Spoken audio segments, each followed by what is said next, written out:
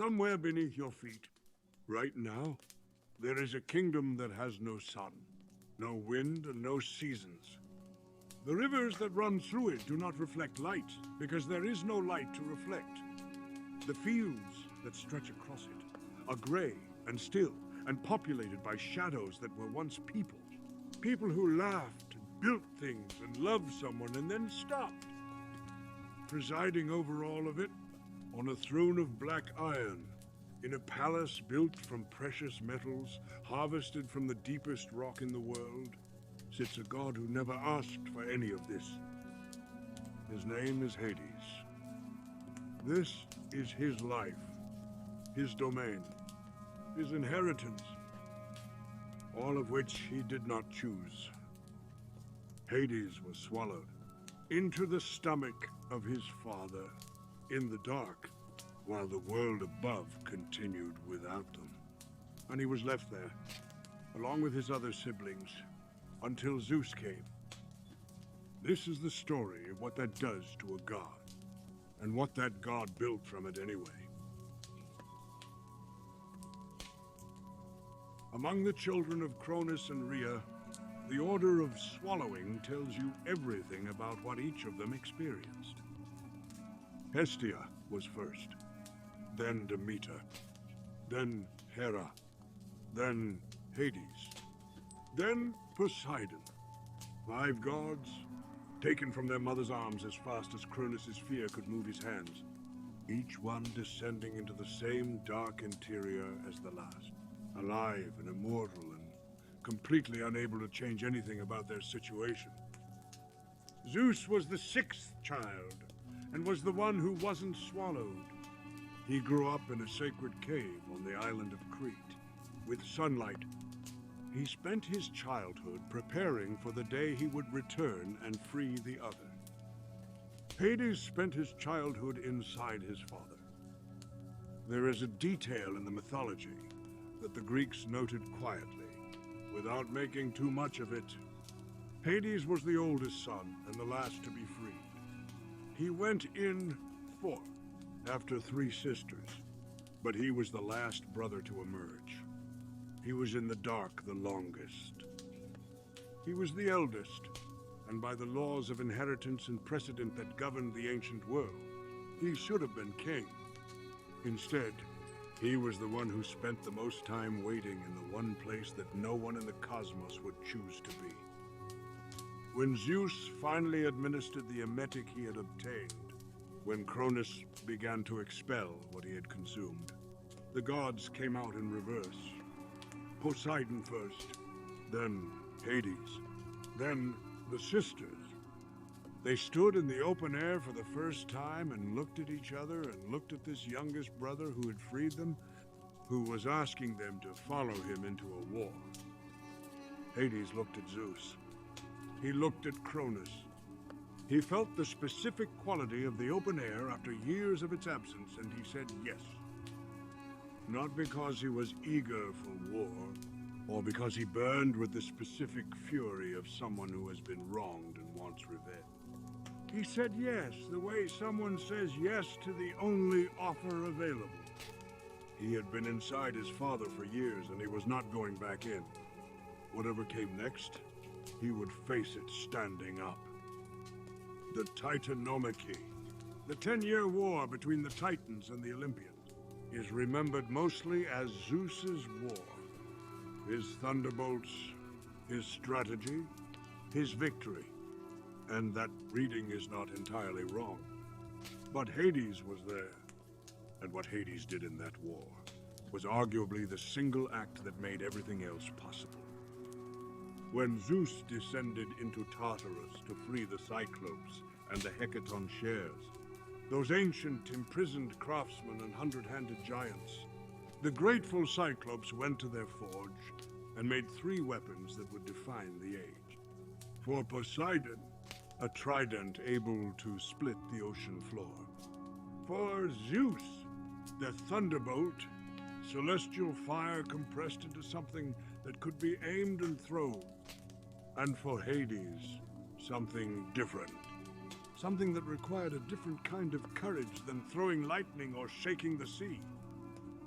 They gave him a helmet, forged from the darkest metal in existence, shaped to make its wearer invisible, not merely to eyes, but to all senses.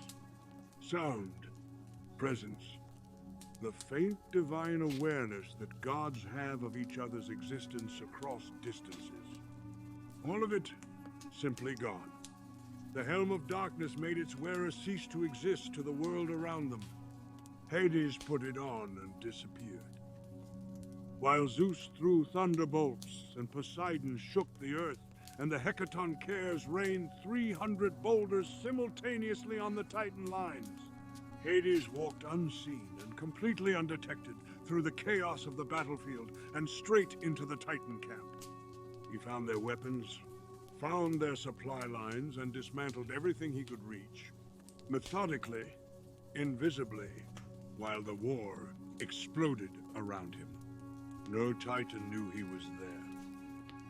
When he walked back out, the Titan's capacity to continue the war had been gutted from the inside. The war ended, not because of the loudest blow, because of the quietest one. The one nobody saw. The one nobody could credit because there was no one present to witness it. This is the essential truth about Hades that his entire story will keep returning to. He is not the loudest. He is not the most visible.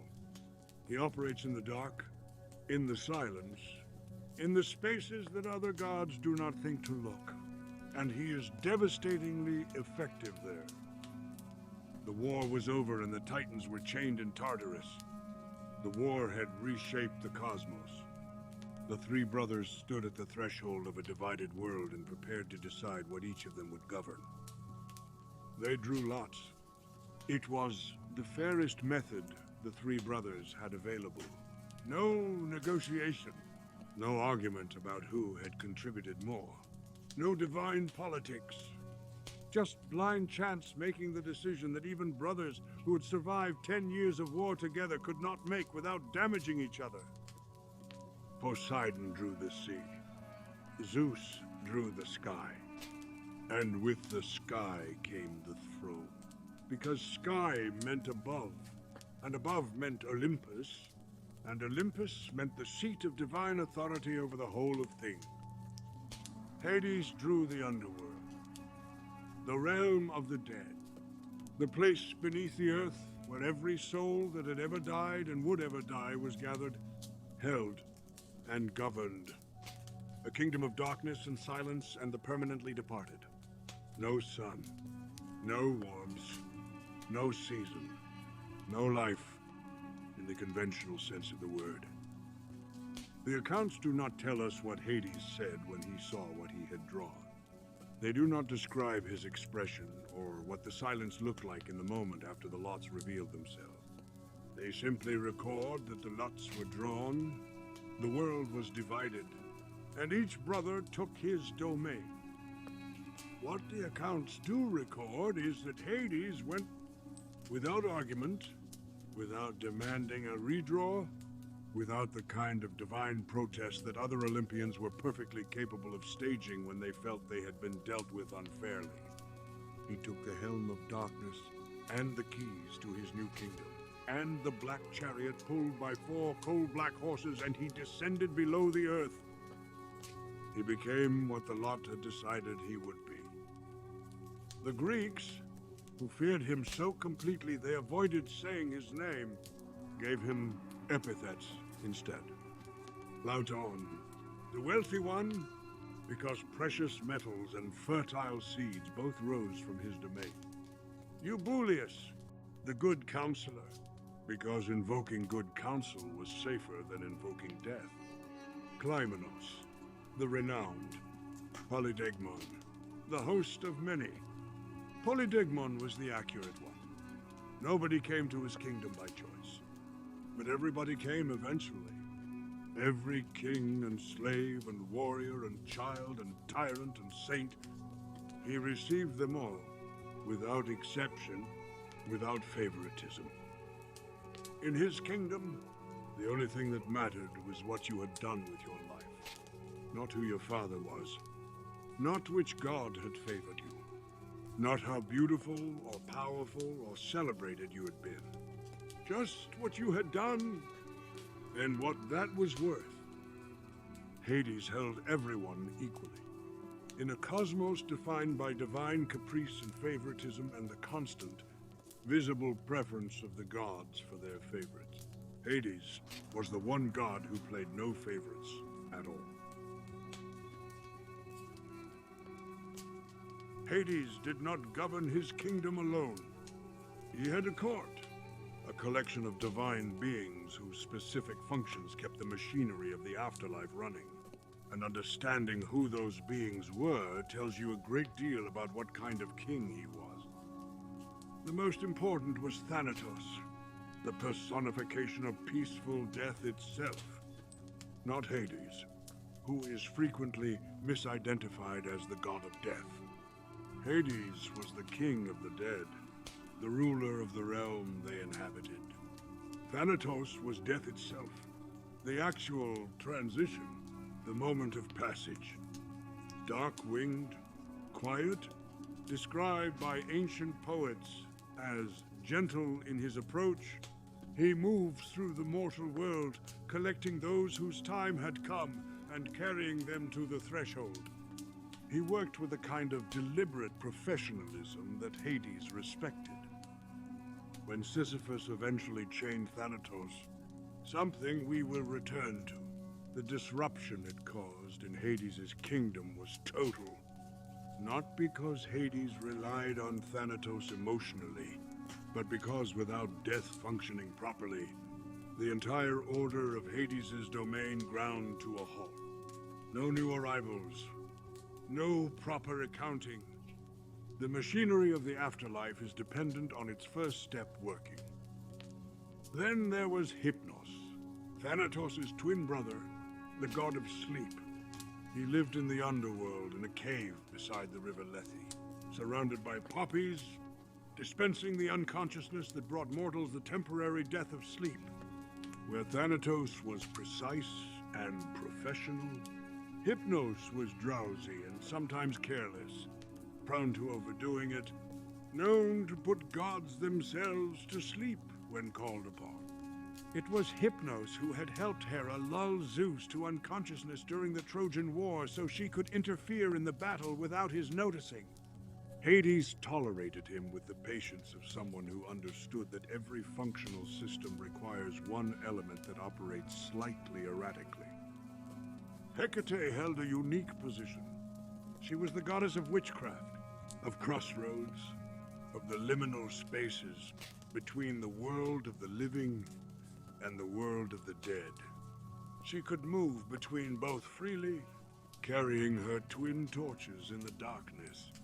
She was comfortable in Hades' kingdom in a way that no other deity was. Not because she was dead, but because she was the goddess of boundaries, and the boundary between life and death was her natural territory. She became, in time, a genuine companion to both Hades and Persephone, the one divine figure who moved freely through the underworld with the ease of someone who belonged there by nature rather than by death. She carried torches not to light the darkness, but to see through it. The three judges, Minos, Rhadamanthus, and Aeacus, sat in the forecourt of Hades' palace at the place where three roads met, sacred to Hecate, and evaluated each soul that arrived. All three had been mortal kings in their earthly lives, chosen for their earthly reputations for fairness, and stripped of the bias that living produced. Minos, the great lawgiver king of Crete, who had been the son of Zeus and Europa, one of Hades' own nephews. Rhadamanthus, his brother, and Aeacus, another son of Zeus. Three nephews of Hades, assigned by Zeus to staff the judgment court of the Underworld. The family resemblance between heaven and earth ran deep. Rhadamanthus judged the souls from Asia. Aeacus judged those from Europe. When either was uncertain, Minos held the casting vote. They sat at the crossroads and looked at each soul and sent them where they belonged. To the Asphodel Meadows if they were neither especially good nor especially bad. To Elysium if they had lived with genuine virtue and heroism. To Tartarus if they had offended the gods or violated the sacred laws that held the cosmos together. And presiding over all of it, over the three judges and Thanatos and Hypnos and Hecate and Cerberus at the gate and Charon at the river and the Furies in their section of Tartarus, was Hades, the king, sitting on his black iron throne, watching everything that arrived in his kingdom with the patience of someone who has understood, completely and without illusion, that everything comes to him eventually. He simply had to wait. The underworld Hades governed was not a simple darkness. It was a vast, elaborately organized geography with its own rivers, its own regions, its own rules, its own population of divine beings serving specific functions. To understand Hades is to understand the world he built, or more accurately, the world he was given and organized into something that functioned. To reach it, a soul had to cross water. The first river was the Acheron, the River of Woe. It formed the initial boundary between the world of the living and the world of the dead. On its near bank gathered the newly arrived, those who had been properly buried and sent on their way with the coin their family had placed in their mouth or over their eye for Charon's payment. Those who arrived without the coin. The unburied, the forgotten, the ones whose families had denied them the proper rites, could not cross immediately. They wandered the near bank for 100 years, existing in a miserable intermediate state, neither truly alive nor properly dead. Neither gone from the world nor admitted to the kingdom. This is why the Greeks were so insistent about proper burial. Not out of sentiment exactly, but because the alternative was a century of wandering on the wrong side of a river without passage.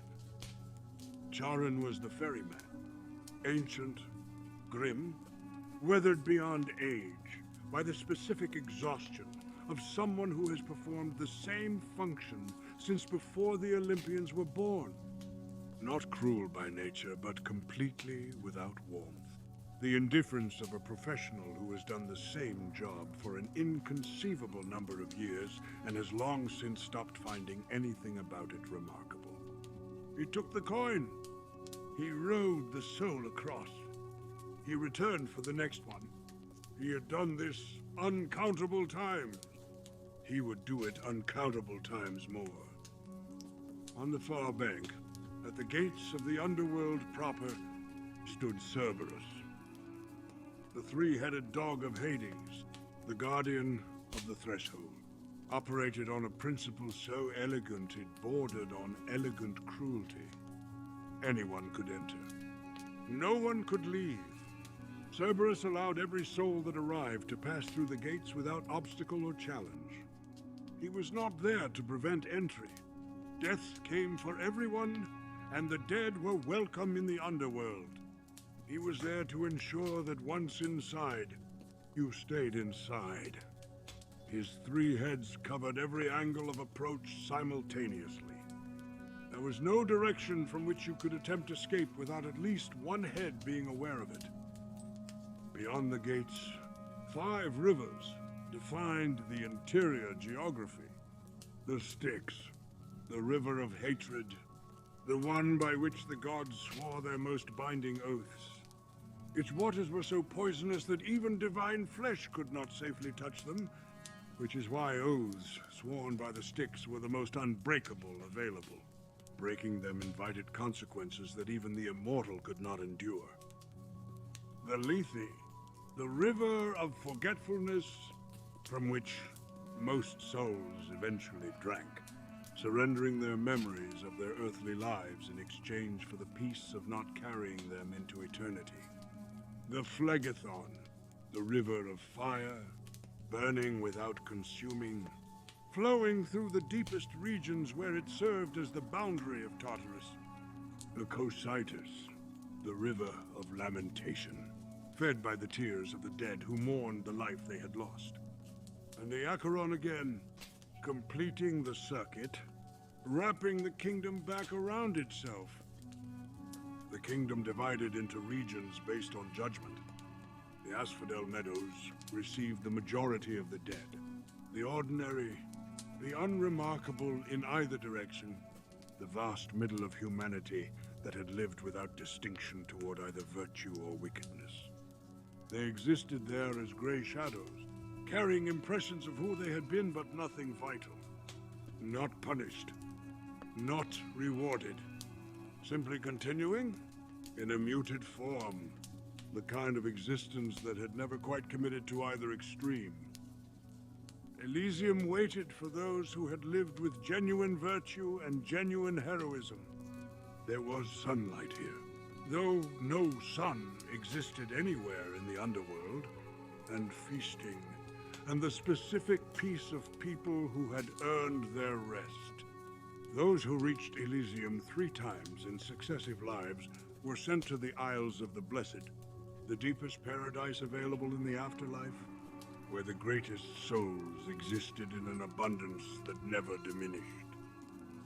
And Tartarus, the pit that sat below even the Underworld itself, as far below Hades as the earth was below the sky, received the wicked, the ones whose crimes against the divine order had been so large that ordinary death was not consequence enough. The Titans imprisoned after the Titanomachy, the great sinners of mythology whose punishments were elaborately engineered to fit their crimes. This was where Hades' reputation for pitilessness had its source. Not because he enjoyed the punishments, but because the punishments were just, and justice in his domain was absolute. Between them, these rivers, these regions, this court of judges and ferrymen and guardian dogs and winged death gods ran the order that Hades had built and maintained since the world was divided. Every soul that had ever died was in his keeping. He held them all. Here is something that gets lost in the fear. Hades was not only the god of death, he was the god of wealth. Plauton, the name the Romans gave him, the name the Greeks themselves increasingly used as the classical period developed, meant the wealthy one, the rich one. And this was not irony. It was accurate. Everything precious that came from beneath the earth was his. Every vein of gold threading through dark rock. Every silver deposit lying deep in a mountain. Every precious stone formed by geological pressure over millions of years in the darkness below human habitation. The Earth's wealth, the riches that civilizations built themselves upon, that financed armies and temples and the ambitions of kings, all of it came from Hades' domain. He was the wealthiest being in existence, not through accumulation or conquest, but simply by virtue of what he governed. And the fertility of the earth, the cycle that allowed crops to grow and die and grow again, passed through his kingdom. The seeds that Demeter would mourn for every winter were not simply gone during those months. They were in his domain, being held, being preserved, waiting in the darkness below the frost line for the moment when the season turned and they could rise again. The Earth's capacity to regenerate, to come back from winter, to push green things up through the dark soil. This cycle ran through Hades. It was not only an ending, he was a keeper. The thing that held what the living were afraid to lose and gave it back transformed. The philosophers of the classical period understood this. They wrote about Hades not as the villain of the afterlife, but as a necessary force, the counterpart to life rather than its enemy. Death was not the opposite of life in the Greek understanding. It was part of the same cycle, administered by a different king. but belonging to the same cosmos as everything else. This reframing did not make the Greeks any less afraid of him. Fear of death is not rational, has never been rational, and has never responded well to philosophical nuance. But the philosophy existed, and it existed because Hades' domain, if you looked at it honestly rather than through terror, was not simply an end. It was a different kind of being, a holding, a patience that the world of the living, with its noise and urgency, could not sustain. He was the unseen one. He was the wealthy one. He was the host of many. He was the good counselor. He was every euphemism the Greeks reached for when they needed to address something they feared too much to name directly. And underneath all of those names, he was a god who had received a kingdom nobody wanted and had made it function perfectly for the entire length of the divine age.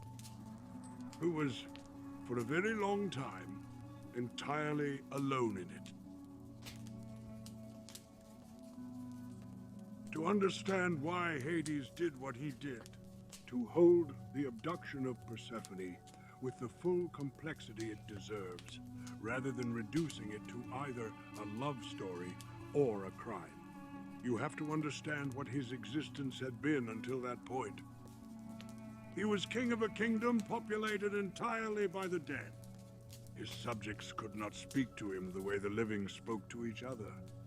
His court was populated by the functionaries of death. Charon, Cerberus, the judges, the Furies executing their punishments in Tartarus, Thanatos and Hypnos performing their respective functions. He had Hecate, who moved freely and was genuinely comfortable in his presence. He had the shades of the dead who populated his meadows like shadows of the people they had been. But for something living, genuinely living, present in the way that only a being still connected to the world above could be, he had nothing.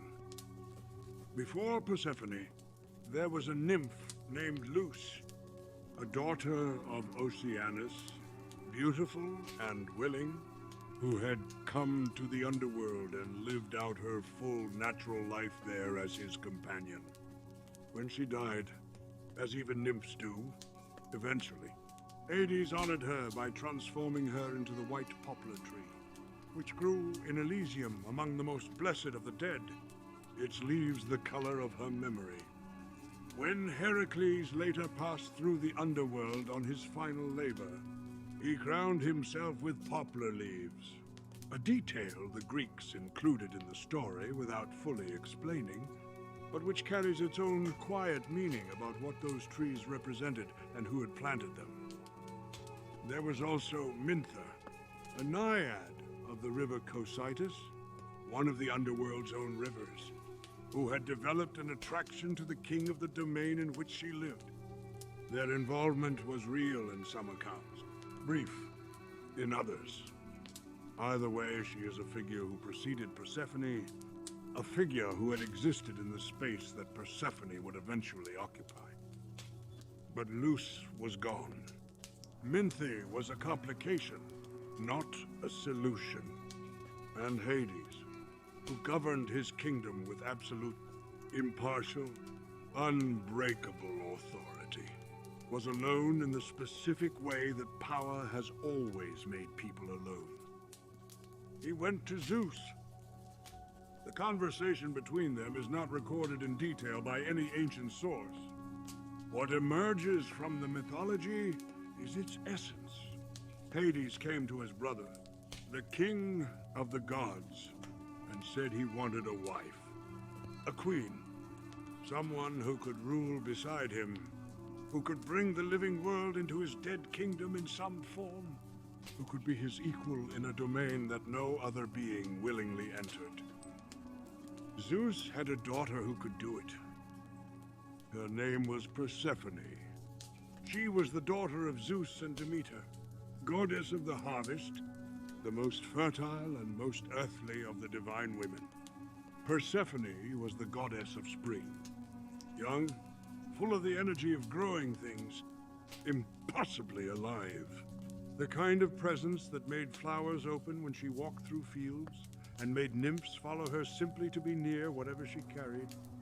She was simultaneously Hades' niece, daughter of his brother, and his sister's child, born of Demeter, his sister, which made the family mathematics of the Olympians as complicated as it always was.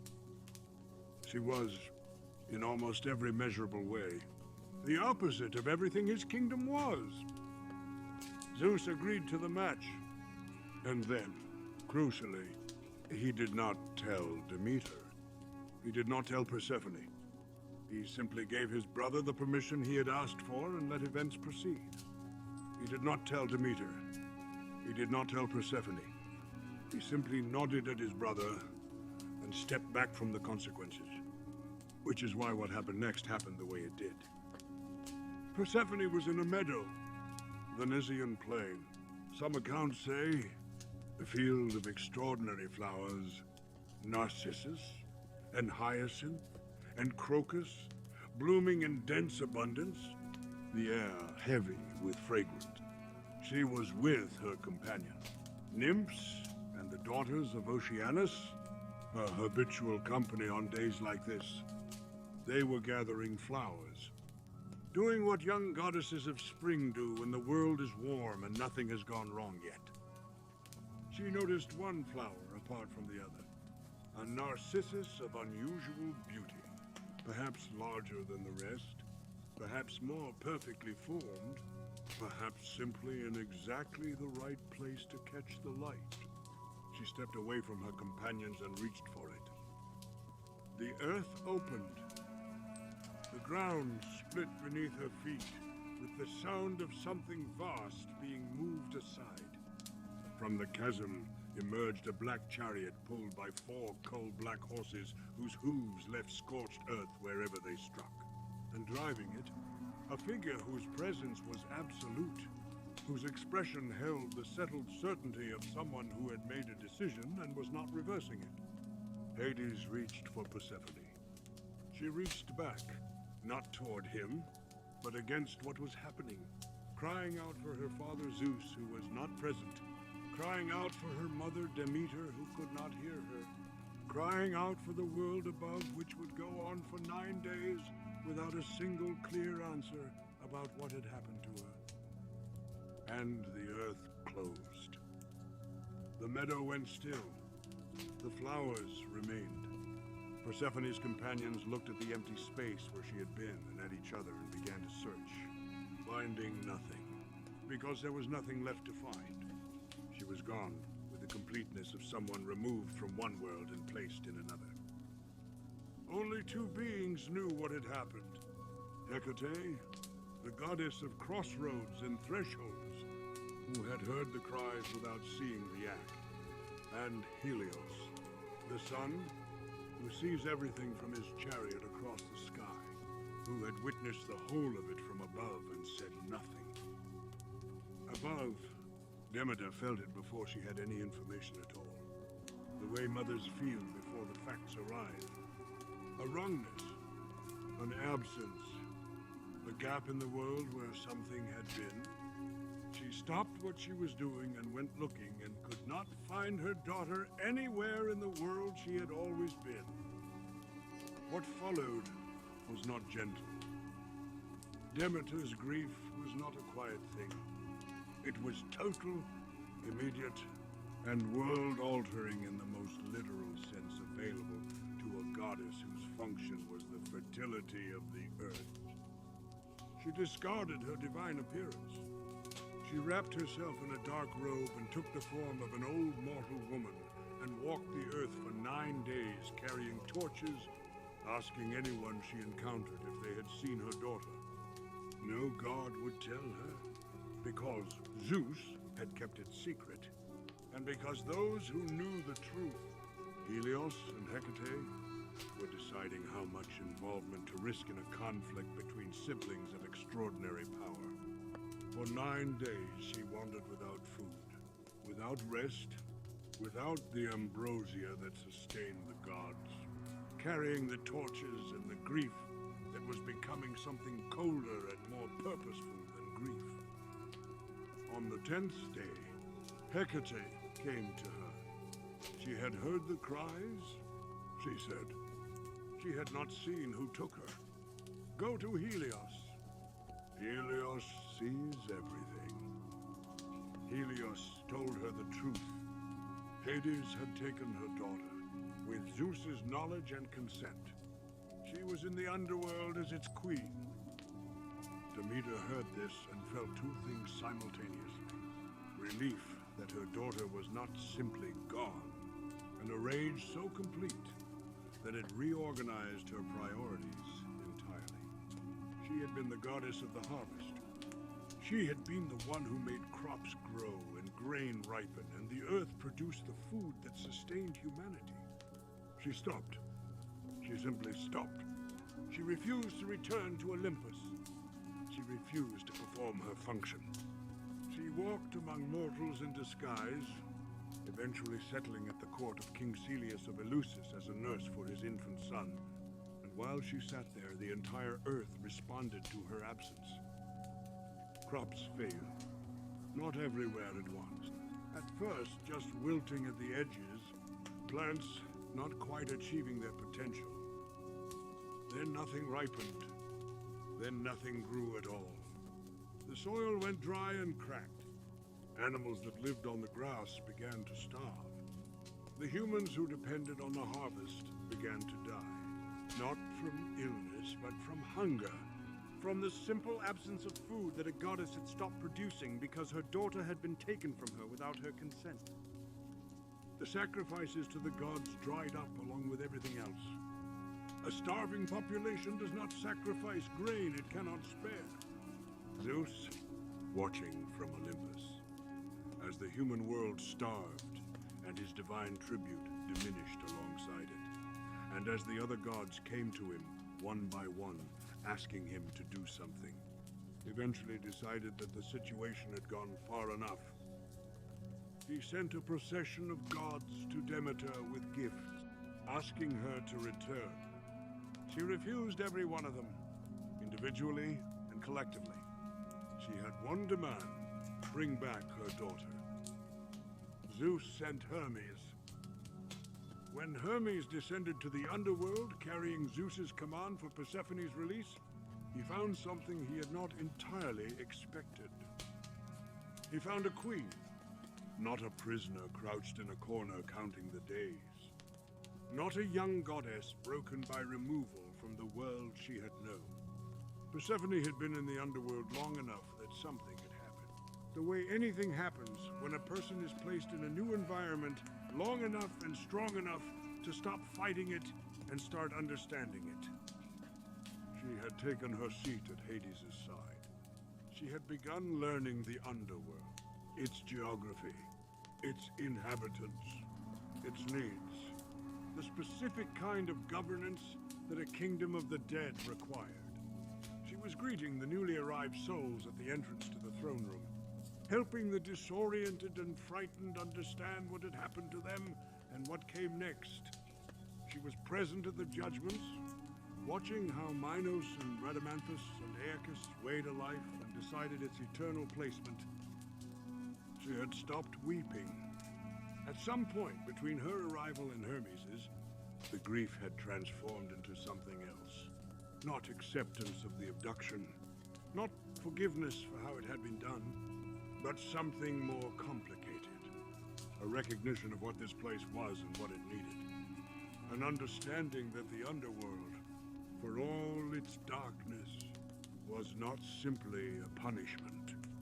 It was a responsibility. And Hades had not treated her as property. He had not locked her away or forced her into performance of the role. He had placed his throne beside his and spoken to her as one ruler speaks to another. He had told her about Zeus's consent to the arrangement, which did not make the abduction right, but which clarified that she had not been taken by a rogue god acting in defiance of the divine order. She had been given without her knowledge, by her own father to the god whose request her father had chosen to honor. This information did not produce gratitude. It produced, in Persephone, something colder and more complex, a quiet reckoning with the fact that the world above had not protected her either. That the men who should have kept her safe had made decisions about her future without consulting her. One through action and one through inaction. Zeus had nodded at his brother's request. That was the world she was being asked to return to. Hades looked at Persephone when Hermes arrived. He could not refuse Zeus's command. No. God refused the king of the gods without consequences that dwarfed whatever private wish was being protected. He acknowledged the command.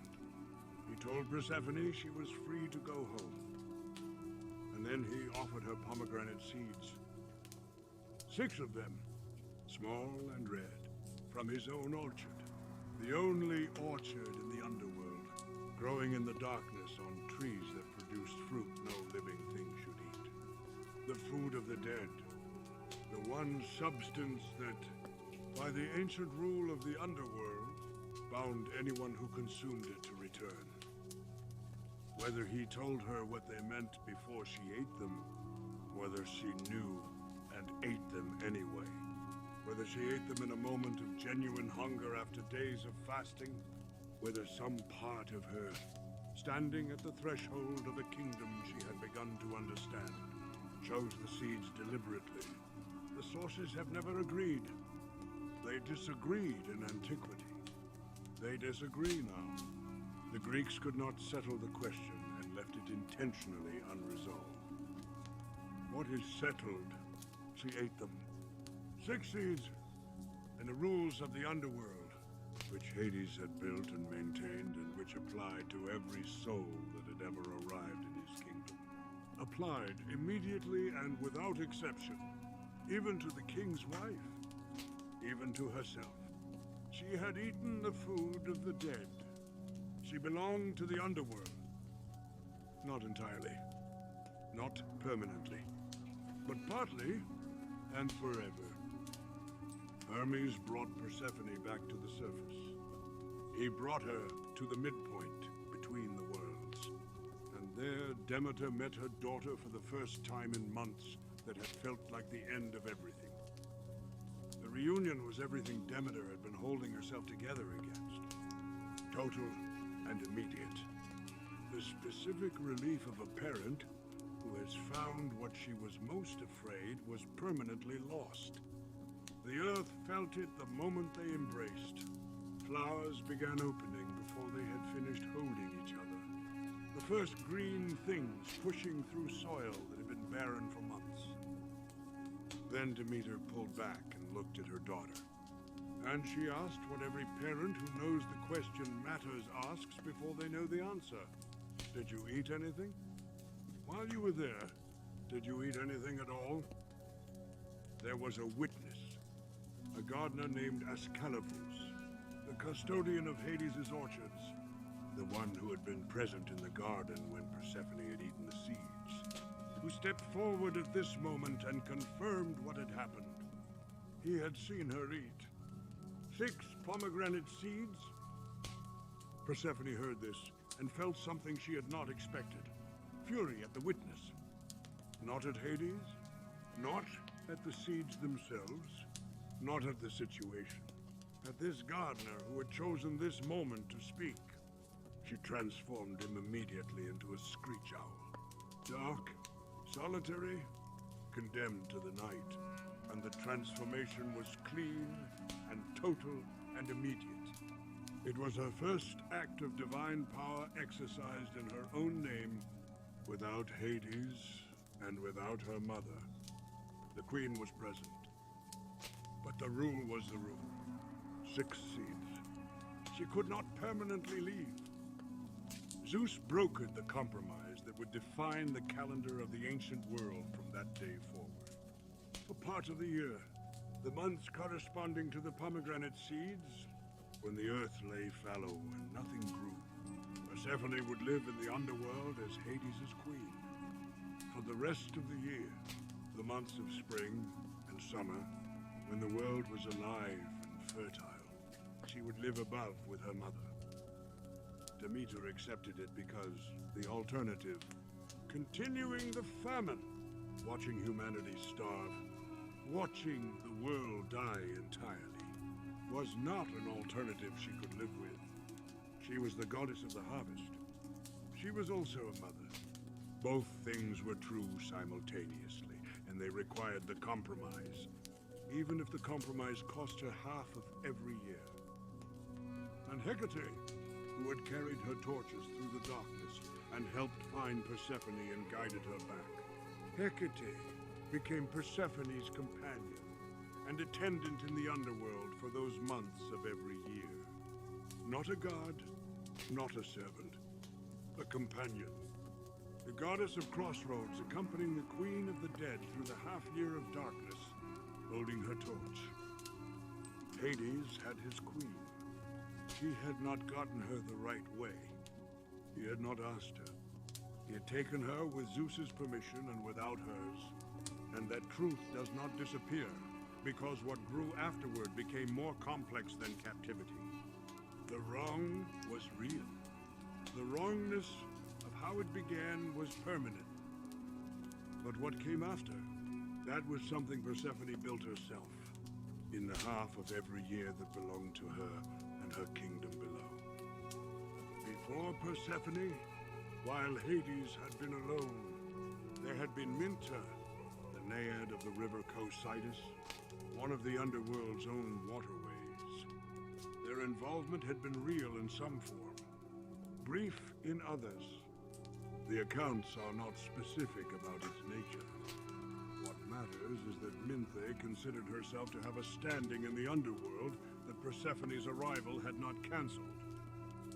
She made this claim publicly, in the specific, provocative way that someone makes a claim when they want the person they are making it against to hear it. She announced that she was more beautiful than Persephone, that Hades would return to her, that the spring goddess who had been brought here without her consent would not be staying. Persephone heard this. She was not in the emotional state to respond to Minthe with restraint. She found the nymph and she crushed her underfoot. Literally, with the full force of a queen who had decided that certain claims were not going to be tolerated. And where Minthe had been, a plant grew. Fragrant, spreading, distinctive. A plant called mint. This is why mint smells the way it does, and why, in the ancient world, you are meant to remember whose garden you were picking it from. Hades did not intervene, whether because he agreed with what Persephone had done, or because he understood that a queen had the right to establish the conditions of her own domain, or simply because the woman who had just demonstrated that she was capable of turning a rival into a herb was not someone he was interested in contradicting. The accounts are quiet about his response. Persephone was queen. The terms were established. The underworld had two rulers, and both of them were exactly what they appeared to be. Among all the mortals who tested the boundaries of Hades' kingdom, none did so with more ingenuity or more infuriating persistence than Sisyphus, king of Ephyra. Sisyphus was, by general divine consensus, the cleverest mortal who had ever lived. This was not a compliment. In Greek mythology, cleverness in a mortal applied to the gods almost always functioned as the setup for a punishment story. Sisyphus proved the rule twice over, which suggests he either hadn't heard the first story or simply didn't care. His first crime was betraying Zeus. He had witnessed Zeus carry off a nymph named Aegina, the daughter of the river god Asopus. And when Asopus came looking for his missing daughter, Sisyphus told him what he had seen. For a price, a freshwater spring at his city's Acropolis. Zeus, who considered his abductions private affairs, sent Thanatos to chain Sisyphus in Tartarus for the interference. Sisyphus asked Thanatos to show him how the chains worked. Thanatos, apparently operating without any briefing on the fundamental rule that you do not demonstrate how restraints work to the person you are about to restrain, showed him. Sisyphus locked Thanatos in the chains intended for himself. Then he walked home. With death chained in the underworld and physically unable to perform his function, no one on Earth died. People who should have succumbed to illness kept living. Soldiers on battlefields sustained wounds that should have killed them and continued fighting. The old and the sick who had been ready to go suffered without the release they had been expecting. Hades' kingdom stopped receiving new arrivals.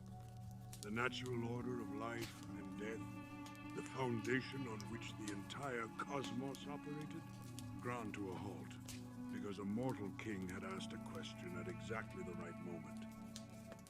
Ares, god of war, was furious that his battles had become pointless exhibition. Nobody dying meant nobody losing, meant the entire enterprise had become a farce. He went to find Thanatos himself, freed him from his chains, and delivered Sisyphus to Hades directly with the specific attitude of someone who has spent too long cleaning up someone else's problem. Hades had Sisyphus in his kingdom. Justice was served. The machinery of the underworld could resume. Except Sisyphus had anticipated this. Before he had died, he had given his wife specific instruction. Leave my body in the public square. No funeral rites. No coin for Sharon. No proper burial. Simply leave him there, exposed, and wait. His wife, who had learned by this point to trust her husband's schemes, however incomprehensible they appeared, did exactly this. In the underworld, Sisyphus went to Persephone, not to Hades, who would certainly have said no, and presented his case with the practiced fluency of someone who has spent his entire life talking his way out of situations. His own wife, he said, had failed to bury him properly, had denied him the rights that any deceased husband deserved, left his body exposed without the respect due even to the most ordinary of men. Surely the Queen of the Dead could see the outrage in this? Surely she would permit him to return to the living briefly to punish his wife for this disrespect? Persephone, newly established as queen, still developing her understanding of the specific ways that mortals could exploit divine compassion, heard a genuine grievance and granted it. Sisyphus returned to the living world, found his wife alive and well, told her the plan had worked perfectly, and simply never went back to the underworld. He lived out the remainder of his natural life in Ephyra. He died of old age, and when Thanatos came for him the second time, there were no chains available and no sympathetic queen to petition. Hades received him personally for the final time. The punishment Hades designed for Sisyphus is the most famous in the underworld's history. A boulder, a hill in Tartarus, a task that seemed almost achievable. Push the boulder to the summit, and the task is complete. Except the boulder was enchanted to roll back down every single time it came near the top. Not occasionally. Not when Sisyphus's grip weakened. Every time, without exception, in the last moments before completion. For eternity. No fire. No physical agony. The specific, perfectly calibrated torment of effort without completion. Of approaching the finish and having it removed. Over and over, forever. Sisyphus had spent his mortal life almost outwitting death. Now, he would spend eternity almost completing a task. The punishment fit the crime with an elegance that even its recipient would have had to admire. If he had the attention to spare for admiration, he did not. He was pushing a boulder. The hero Theseus and his companion Pirithous had made each other a promise. Both were sons of gods. Theseus, son of Poseidon, Pirithous, son of Zeus himself. And both had decided that this divine lineage entitled them to the finest available in terms of marriage partners. Specifically, both intended to marry daughters of Zeus.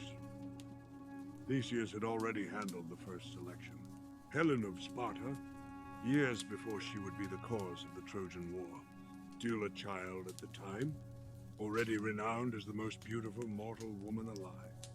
He kidnapped her and left her with his mother while they moved on to the second marriage. Pirithous chose Persephone, the queen of the Underworld, the wife of the king of the dead, a goddess in the fullness of her power in the domain she governed. This was the woman Pirithous had decided he was entitled to. Together they descended into the Underworld, two living heroes, armed, confident, walking into the one domain in the cosmos specifically designed to be entered freely and never left, with the explicit intention of stealing the king's wife. The word inadvisable does not capture it. They were walking into the territory of a god who had helped win the Titanomachy invisibly, who had chained Sisyphus in Tartarus after being outwitted twice by him, who presided over every soul that had ever died and held all of them. They arrived at Hades' hall. Hades knew they were coming before they arrived. He knew their purpose before they stated it. He did not attack them. He did not unleash Cerberus on them at the gate or consign them directly to Tartarus or call the Furies. He invited them to sit. He offered them hospitality, the sacred Xenia, the law of guests that Zeus himself had made divine, and that Hades honored in his own domain. Sit, he said. Rest from your journey and eat. Tell me what business has brought you to my kingdom. The chairs he offered them were the chairs of forgetfulness, carved from stone, enchanted with a magic that absorbed the person sitting in them entirely. Not just memory, self, will, and identity. The chair held the sitter in a state of complete absence, unaware they were being held, unaware of anything. They could not rise. They did not know they were sitting. They simply were not, in any meaningful sense, anymore. They sat down. Two of the greatest heroes of their age, Theseus, who had killed the Minotaur and founded Athens and been one of the legendary champions of his generation, and Pirithous, son of Zeus, sat down in the chairs Hades had placed specifically for them and were no longer present.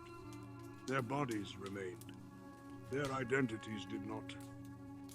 Hades went back to governing his kingdom. They sat for years.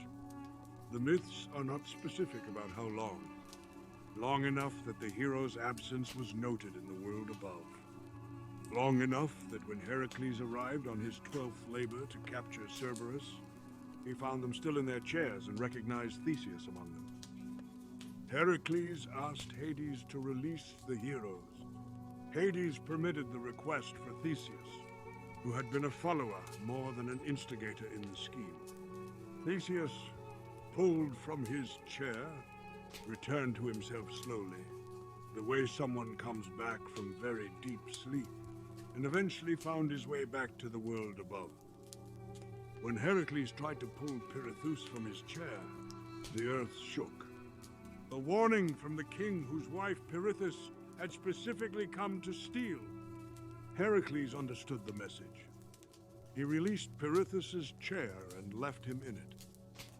Pirithous remains in his chair in the geography of myth, forgetting, which is, depending on how you look at it, either the most merciful or the most complete punishment available, a state of permanent absence from the self that had planned such an audacious and catastrophic expedition. Every rule maintained for long enough and strictly enough, eventually encounters the thing it was not designed for. The exception that reveals what the rule was actually protecting. For Hades, that moment was Orpheus. Orpheus was a musician, the son of Apollo and a muse, heir to every musical gift available to the divine or the mortal world. When he played his lyre, rivers stopped moving to hear him. Trees leaned toward the sound. Wild animals came and sat at his feet and forgot to be dangerous. He was the greatest musician who had ever existed in the entire history of the world, and this was not a poetic exaggeration. It was simply true. His art was not an accomplishment. It was a force of nature with strings attached. He had a wife named Eurydice. He loved her completely, in the specific, total way of someone who has found the one person in the world that makes everything else make sense. They had been married briefly. Their life together was still at the beginning when it ended. Walking through a meadow, she was bitten by a serpent and she died. She went to the Underworld. She was properly received. She crossed the Acheron, passed through the gates, was judged, unremarkably, as someone who had died too young to have accumulated any particularly notable qualities in either direction, and assigned to the Asphodel Meadows with the great ordinary mass of the dead. Orpheus could not accept it. He went to the Underworld alive. Not with weapons, not with divine permission, not with a plan to trick his way through or steal her past Cerberus. He went with his lyre. He walked to the river and he played. Charon, who had been ferrying the dead across the Acheron since before the concept of memory, and who was constitutionally immune to any kind of appeal or persuasion or emotional argument, heard the music. He stopped rowing. He listened. And then, for the first and only time in the entire history of his function, he rowed a living person across for free. Without a coin, just because the music made him do it. At the gates, Cerberus, three-headed, ancient, the creature whose entire existence was defined by the absolute rule that nothing living enters and nothing dead leaves, heard the music. All three heads turned toward it, and all three heads were still while Orpheus walked through. In Tartarus, the eternal punishments paused. Sisyphus heard the music and sat on his boulder. Stopped, genuinely stopped, for the first time in his eternal punishment, unable to roll it while the sound was present. Tantalus forgot to reach for the receding water and fruit and simply stood and listened. Ixion's wheel of fire stopped turning. The Danaids put down their endless leaking jars. The Furies, those implacable divine agents of punishment, who had never in their existence felt anything that resembled a softer emotion, wept. Orpheus walked through all of it until he stood before Hades and Persephone on their thrones. And then he played for them. He sang about Eurydice, about who she was, about what she was to him, about the specific quality of a love that had been given too little time. Not a plea, not an argument, not a demand supported by divine lineage or heroic achievement. Just music, just the truth of what he was carrying, expressed in the only language that could carry it fully. Hades listened. Hades, who held every soul equally, who maintained the rules that kept the entire structure of life and death functioning, who had designed Sisyphus's punishment with elegant precision, who had placed Theseus and Perithous in their chairs without a moment of hesitation. Hades was moved. Persephone was weeping beside him. Hades looked at his wife, and he looked at the musician standing before his throne with nothing except his grief and his lyre, and he felt something that the king of the dead was not supposed to feel. Compassion. He agreed. Eurydice would be released. She would follow Orpheus out of the underworld. They would walk together to the surface, she behind him. And when they both crossed the threshold into the living world, she would be fully restored. But on one condition. Simple and absolute. Orpheus must not look back. Not until they had both crossed into sunlight. Not for any reason, regardless of what doubt or fear or uncertainty told him. He must trust that she was behind him and keep walking. Orpheus agreed. He turned and began the long walk out. The underworld stretched behind him. The meadows, the rivers, the gates, the long path back toward the light. He could not hear Eurydice's footsteps. The dead move without sound. He could not feel her presence. The living and the dead exist in different registers, and there was no way to confirm what he needed to believe, except to keep walking and trust. The walk was very long. The silence was complete, and doubt is not rational. Doubt does not respond to evidence or to the memory of a god's direct promise. Doubt lives in silence and grows in proportion to how much is at stake. And everything was at stake. He was almost out. The light of the living world was visible ahead of him. Daylight at the end of the long darkness. He could see it. He turned around. One moment, less than a breath. He saw her, Eurydice, behind him, her face still holding the expression of someone who had been hoping and hadn't quite dared to show it. And then she was gone, drawn back into the darkness. Her name on his lips, the last thing he said to her, reaching after a shadow already dissolving back into the kingdom it had briefly left. Orpheus stood at the threshold and called for her and heard nothing. He tried to go back. Charon refused to ferry him across the Acheron a second time. The underworld had kept its end of the agreement. The agreement had been broken. He walked back to the living world alone. He lived the rest of his life in inconsolable grief, refusing all other company, playing his music to the air where she had been. The Maenads, the female worshippers of Dionysus, enraged at his rejection of all female contact and of life's pleasures, eventually tore him apart.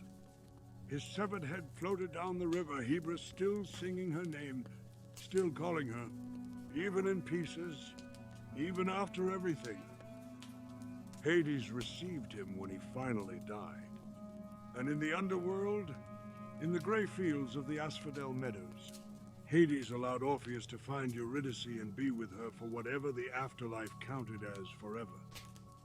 Some accounts say that even there, in the quiet of the dead, Orpheus played, that the shadows gathered around him and stood still and listened, that the gray meadows were not entirely gray when he was in them. It was the only mercy Hades had ever shown that bent his own rules. He had not broken them. Orpheus had done that himself. But the willingness to offer the chance, in the first place, to a man who had nothing to offer except music and grief, the tears that fell in the hole of the dead when a musician sang about love. That tells you something about Hades, that the darkness and the throne and the helm of invisibility do not. That underneath the impartiality and the absoluteness and the eternal patience of the king of the dead, something was still capable of being reached. It simply required the right song. The 12th and final labor of Heracles, the one designed to be impossible, the one that Eurystheus assigned, knowing that no mortal should be able to complete it, was to descend into the underworld and bring back Cerberus. Alive, unharmed, and without weapons. Heracles, who was constitutionally incapable of acknowledging that something might be beyond him, prepared. He went to Eleusis and was initiated into the Eleusinian mysteries, the sacred rites of Demeter and Persephone that promised initiates knowledge of the afterlife and, practically, the divine preparation necessary to navigate the underworld without losing oneself entirely. He received Athena and Hermes as guides. He found the entrance at the cave of Taenarum on the southern tip of the Peloponnese. He descended. In the underworld, he found Theseus still in his chair of forgetfulness, and freed him, which the chair permitted because Hades had not specifically forbidden Theseus's release, only Pirithous'. He found Meleager, the shade of a great warrior, and spoke with him, and made a promise about a woman he had never met, a promise that would reshape the final years of his mortal life. But that is Heracles' story, told elsewhere. He stood before Hades, and made his request directly. No tricks, no manipulation, no attempt to go around or past or through the king of the dead. He asked. Hades looked at the son of Zeus standing before his throne, a being of extraordinary power, who had descended to the underworld with divine guidance and divine preparation, and who was making a request rather than a demand. He heard the terms of the labor. He considered. He said, "You may take Cerberus if you can subdue him without any weapon." Heracles went to the gate. He approached Cerberus, the three-headed dog of the underworld, the guardian who had stood at that post since the kingdom was first organized, and he wrapped his arms around all three necks simultaneously. He held on. Cerberus bit him. Every serpent in the creature's mane struck at Heracles' flesh, filling him with venom that would have killed anything with a normal relationship to mortality. Cerberus clawed and twisted and fought with the full force of a divine guardian who was designed to be impossible. Heracles held on, and squeezed, and held until Cerberus submitted. Heracles led the three-headed dog to the surface, presented him to Eurystheus, who hid in a large bronze jar at the sight of him and refused to come out until Cerberus was removed from his presence, and then returned Cerberus to the underworld, because that was the agreement. He had borrowed the dog. He returned him. Hades received his guardian back at the gate. The arrangement had been clean. The agreement had been honored. Of all the living who had ever entered his kingdom, the heroes and tricksters and grief-struck musicians and ambitious princes, Heracles alone had come and gone entirely on the strength of a fair agreement between equals. Hades watched Heracles leave, and perhaps felt something that was not admiration, but sat in its general vicinity. Perhaps not. He was not a god who said what he felt about things. He went back to his throne. Cerberus went back to the gate. The underworld resumed its eternal operation. Of all the Greek gods, Hades is the one most consistently misread by the centuries that came after the Greeks who built him. Not misremembered, misread. The facts of his mythology are well known. The underworld, Cerberus, Persephone, the rivers of the dead. What gets misread is the character that emerges from those facts when you look at them honestly. Later ages, Christian ones especially, which mapped his domain onto the concept of hell, and therefore needed his domain to have a demonic ruler, turned Hades into a villain. A manipulator? A captor, a dark counterpart to some celestial good. He is the antagonist of countless modern retellings, the scheming god of evil, the one the hero must overcome. This is not who the Greeks built. The Greeks who built Hades understood something about him that is easy to miss. He was the most impartial god in existence. He held no favorites. He extended no special treatment to the beautiful, the powerful, the worshipped, or the well-connected. Every soul that entered his kingdom was evaluated by the same standard. What they had done in their life, weighed by judges who had themselves been mortal, and therefore understood the full complexity of what a human life actually contained. King or slave, hero or coward, the famous and the entirely forgotten.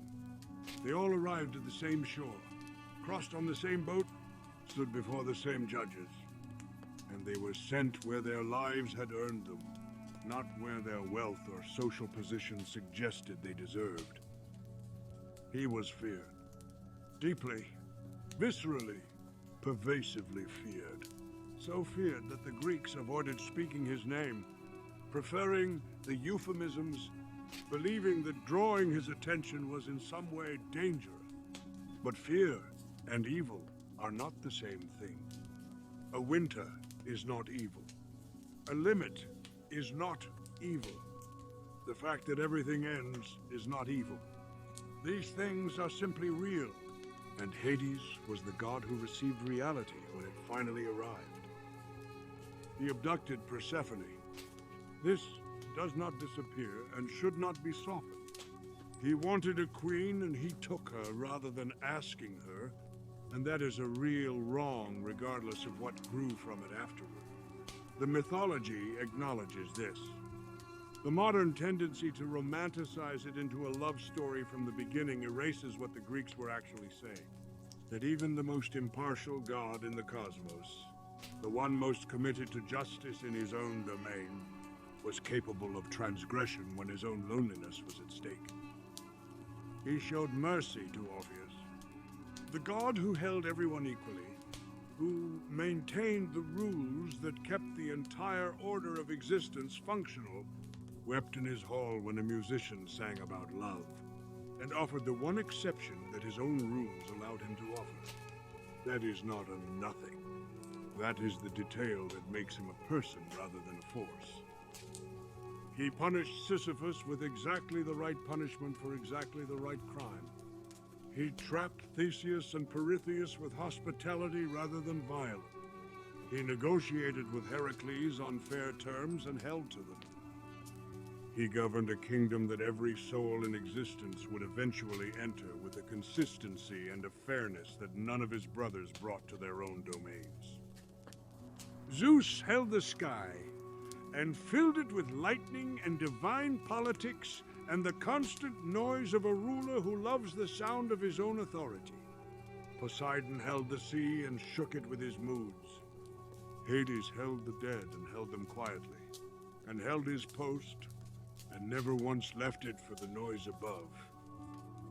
Here is the most revealing detail about how the Greeks understood Hades.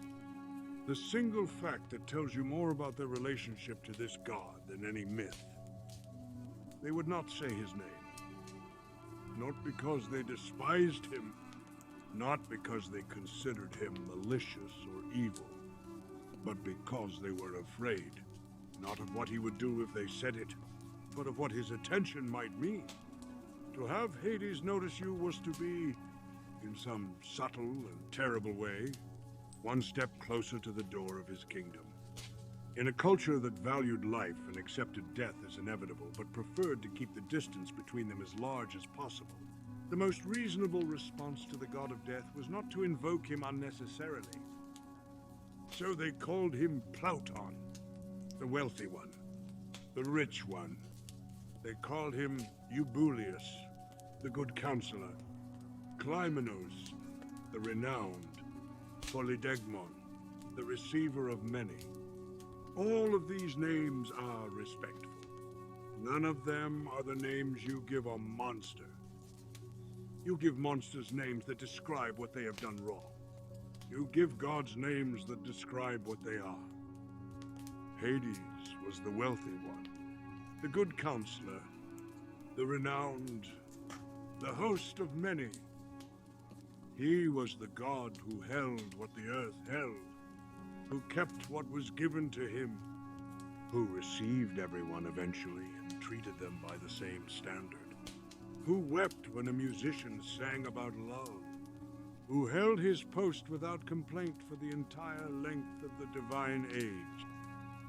He was the god you did not name, because naming him felt too much like an invitation, because the invitation was the thing you were not ready to accept. And he was. If the mythology is read honestly rather than through the fear that distorts it, one of the most consistent, most just, and most genuinely complex of all the Olympians. He just operated in a kingdom where all of those qualities had a particular color. Dark, cold, and absolute, just as death always does.